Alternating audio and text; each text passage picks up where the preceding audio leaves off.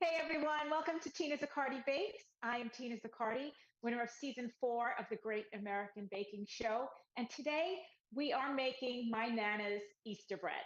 Easter's right around the corner, the end of this month. And why wait till like a couple of days before Easter to really enjoy this bread? Because it is so good. We want to get making it ahead of time. So that's what we're doing today. We're going to make some Easter bread. It's a slightly sweet, kind of not too dense, not too fluffy, kind of somewhere in the middle. It's just delicious. And I love to eat it for breakfast, for a snack, after dinner, like dessert.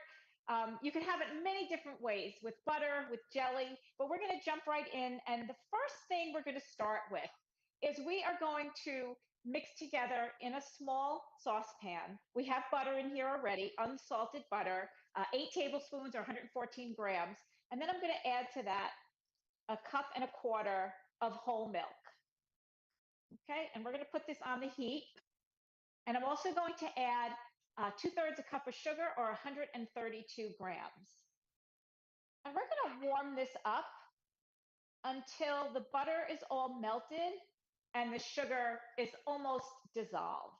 This is how my grandmother did it, and this is exactly the way I do it. I'm telling you, every time I make this bread, um, it feels like she's with me, and it tastes exactly like the way she made it, which is it's just so comforting and so great that I'm lucky enough to be able to have that recipe.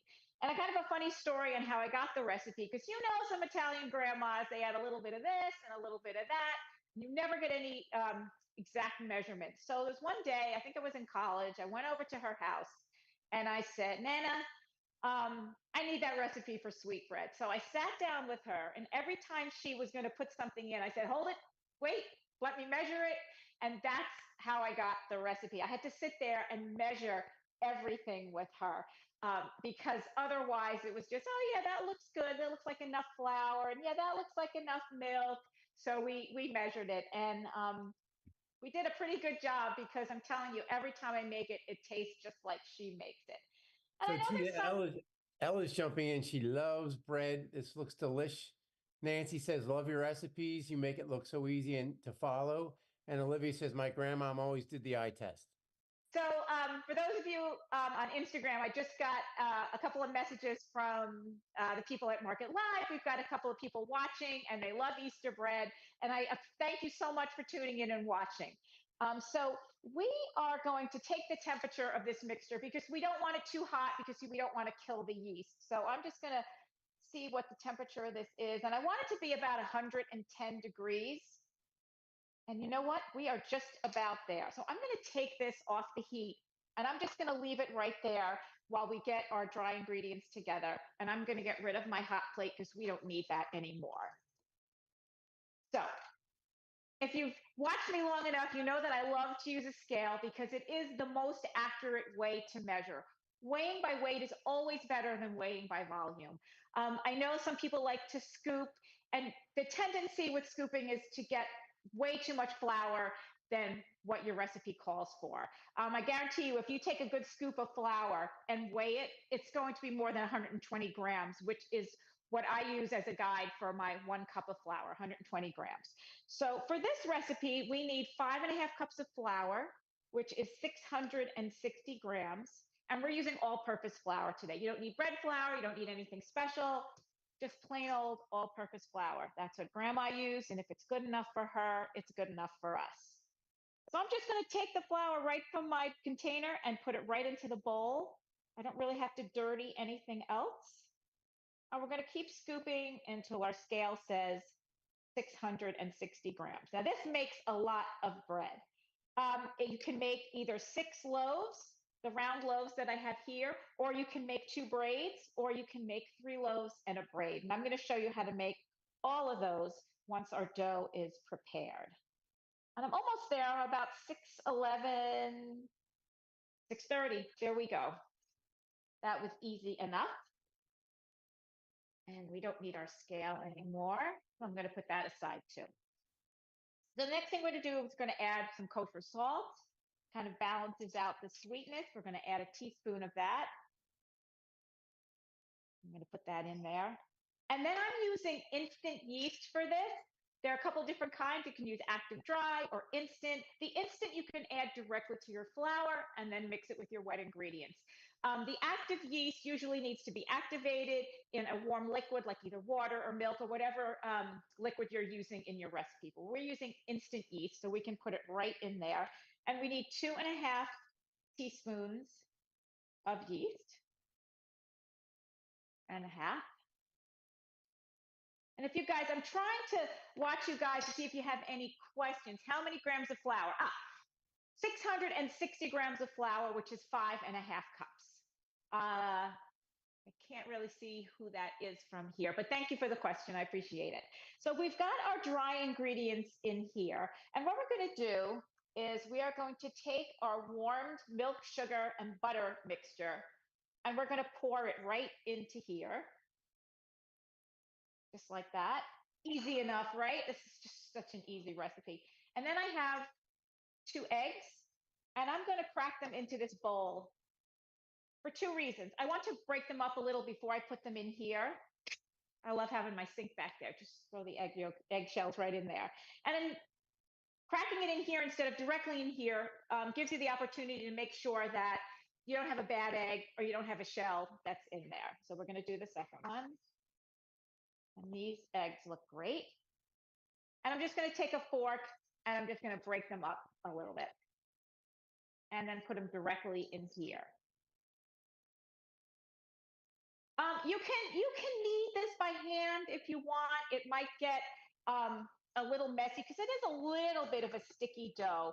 But a couple of things you can do to combat that is you can dust your surface with a little flour, just a little in your hands and the top of the dough before you start kneading. Or you could take a very, very small amount of vegetable oil and just kind of coat the surface that you're going to be kneading it on, and this will help prevent it from sticking. So that's a few little tips that we have.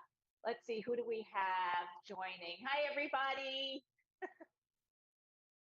All right, so we are going to mix this on medium speed for about 2 minutes until, you can see that, until the dough has come together.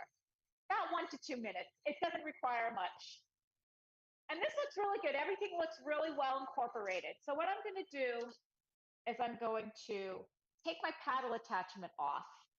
And I'm going to scrape off any dough that's on there. And you can see that's kind of a real sticky mess. But I'm telling you, after you knead it with the dough hook for like 6 to 7 minutes, you will see how this dough is going to transform into something that's really silky smooth and starts to pull away from the sides of the bowl and gets to the point where you can handle it really nicely. Hey, Tina, what do you guys typically do for Easter? Oh, what do I do for Easter? We got a question. Oh, we all have another question. Can I find the recipe on your page? So it's actually not up on my website yet, and I'm going to try and get it up this week. But if anybody, if you're on MARKET.live, you will see it come on the screen. If you're on Instagram Live and you didn't get a measurement for one of the ingredients, just ask me in the comments and I'll be happy to let you know. But first, so far, I'm going to get this going while I talk.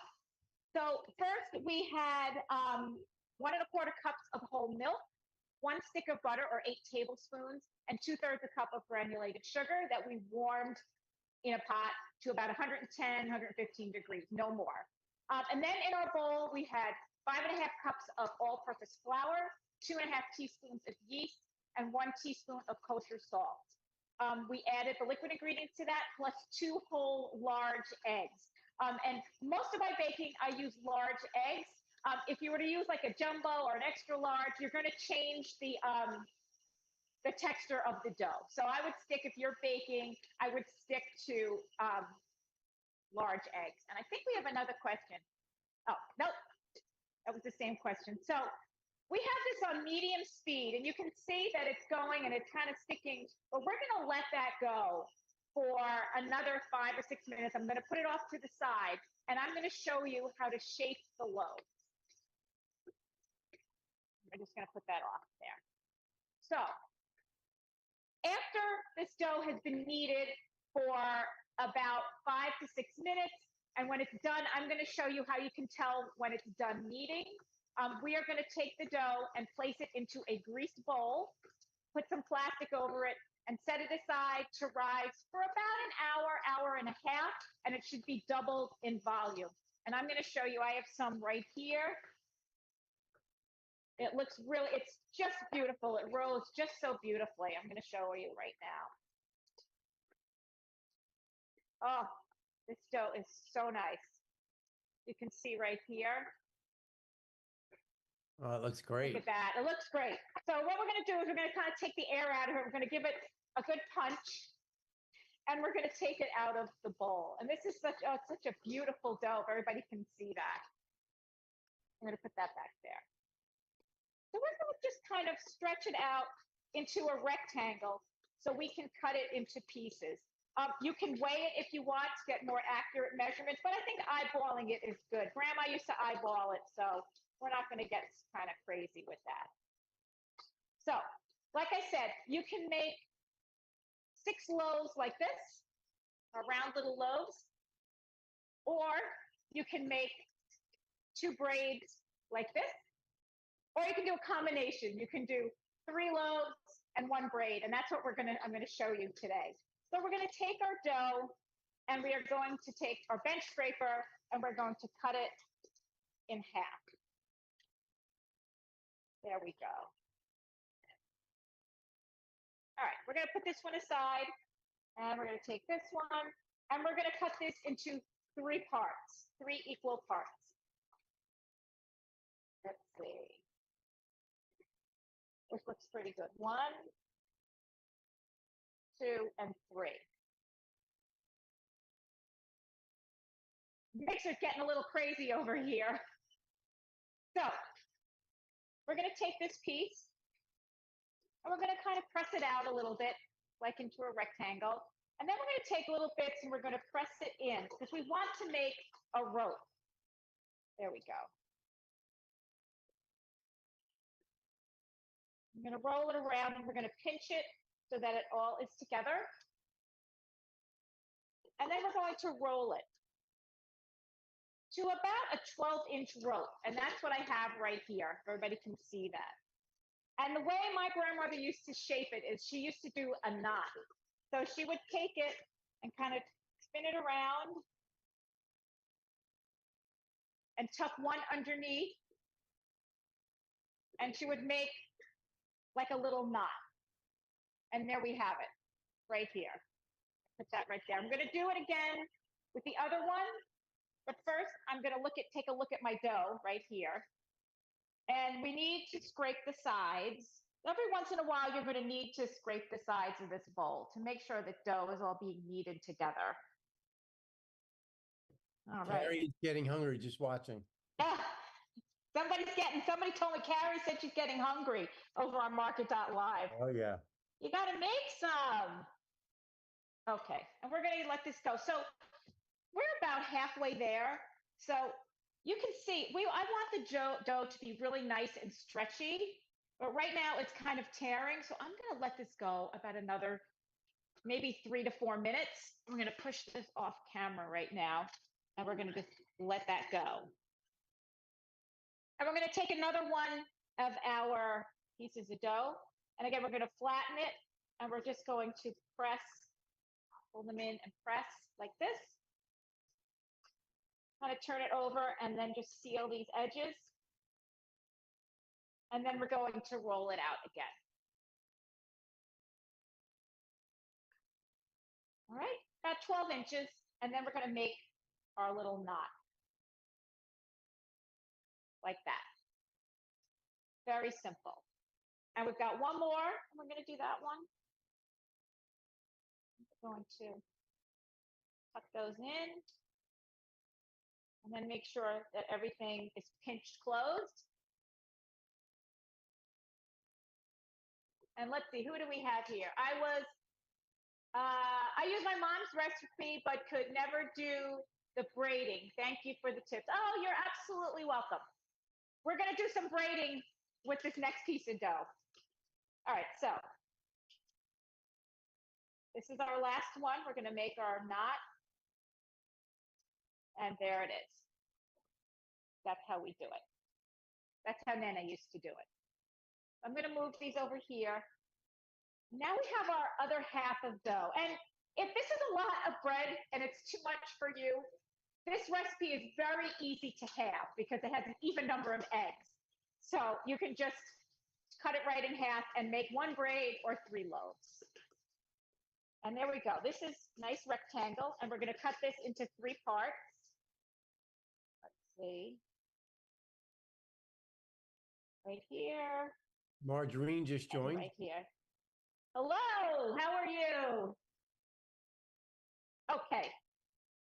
So we've got the 3 pieces, and we're going to do the same thing that we did for the knots, only we're going to make the ropes about 14 inches long instead of 12. We're going to make them a little bit longer. Okay. I'm going to just pinch that closed, and we're going to just roll it. And you don't need any flour on your surface.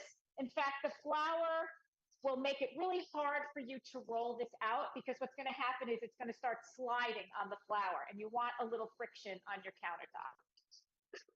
So let's see. I've got a ruler in here, and let's see how well we did. 16, but that's okay. So we've got one. I'm going to do the second one. Same thing. Kind of press it in there as you're turning and making it into a rope shape. Pinch the side, and we're going to roll it. Everybody can see that.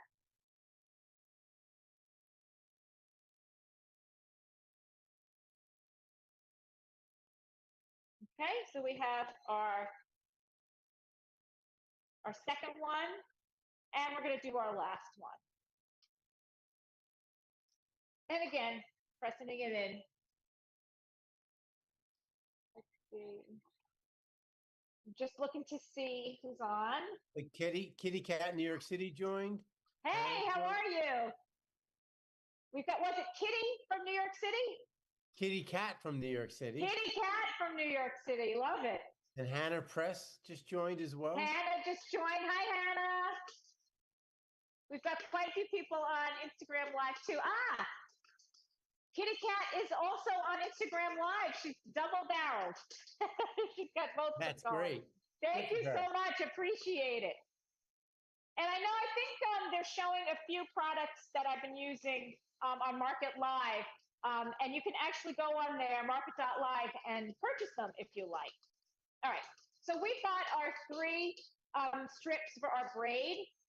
But before we do that, I'm going to show you what's going on with the dough right now.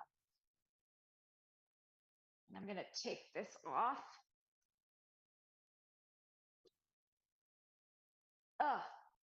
This is a lot of dough. And I'm going to show you what this dough looks like right now. Okay, so this is the dough, and it's really nice and stretchy now. And a good way to tell if you kneaded your dough enough is to make sure that you've developed the gluten. And we're going to just take a little piece off this dough. And already it looks really nice and smooth. And we're going to take it and we're going to start stretching it. And you can see it's stretching pretty easy. About 3 or 4 minutes ago when we tried to do this, you could see that the dough was ripping. Do we have a question? Oh, a couple of people have requested. Oh, hi. My brother's dog is online and he just waved at me. So as you can see, when we start to stretch it, it's going to start to get really thin. And if you can stretch it to the point where you can see through it, which is just about where we are there, you know that you've developed the gluten strands. You can see how beautiful and stretchy and supple this dough is. This is perfect. It's absolutely perfect. And you can just see how thin that is right there. So we're going to take our dough and kind of form it into a ball. And we can use the bowl that the other dough came out of. You want to make sure, I'm going to take a little more butter. We're going to butter the bowl. And then we're going to just put this in there, cover it with some plastic. There we go. And again, you're going to set it aside for about an hour and a half.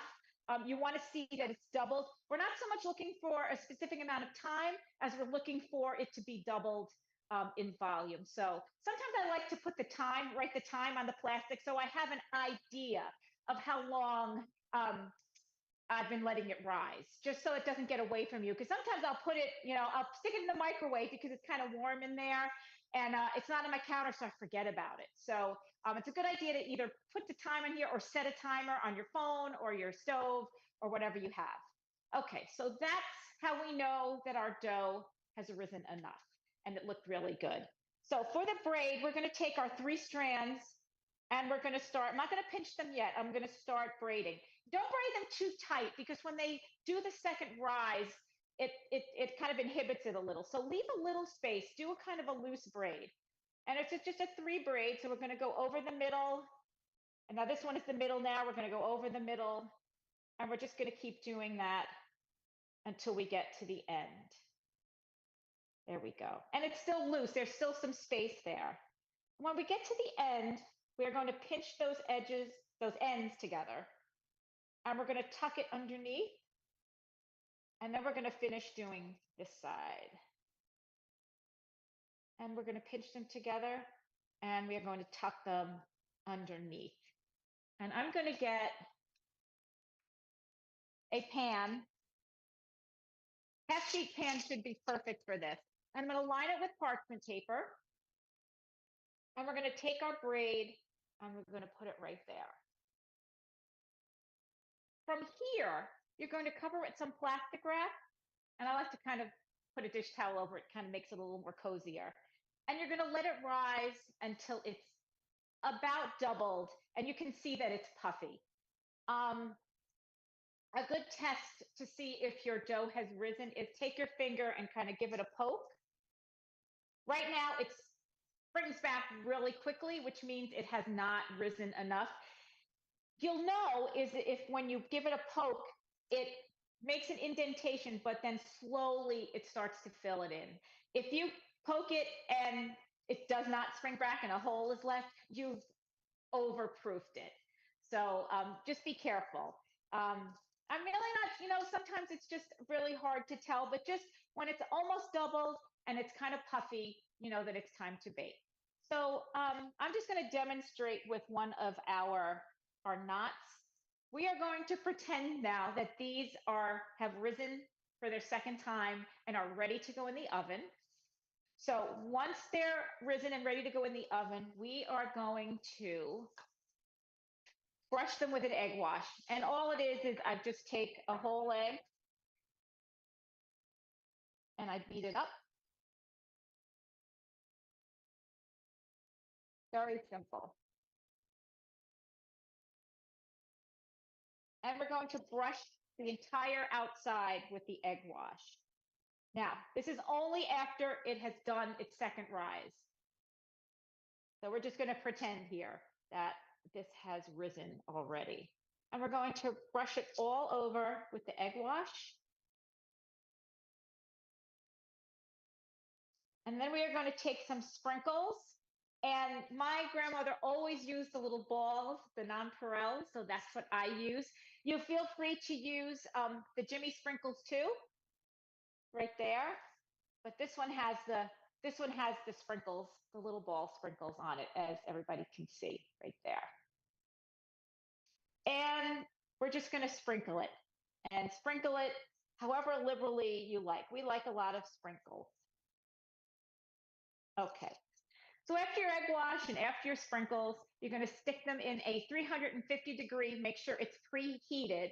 I would start maybe about 20 to 25 minutes before you think your dough has risen and is ready for the oven. Get that oven going. Even when it says it's up to 3, like if you have a digital readout and it says, boom, we're at 350, let it go another 10 or 15 minutes for it to really heat up. So this goes into a 350-degree preheated oven The loaves, the little loaves, round loaves, the knots will take about 25 minutes until you can see this beautiful golden brown. Beautiful. But the braid may take a little bit longer, maybe 25 to 28 minutes. Another good way to test for doneness is with an instant read thermometer. If the interior of the bread is 190 at least 190 degrees, you know you're good. And try not to over bake this because you don't want it to dry out. You want it to be a little bit moist, a little bit tender. This is great. So that's what we do just before we put in the oven. Egg wash, sprinkles. The knot loaf is about 25 minutes. The braid is going to be about 25 to 28 minutes. So I'm going to get a knife.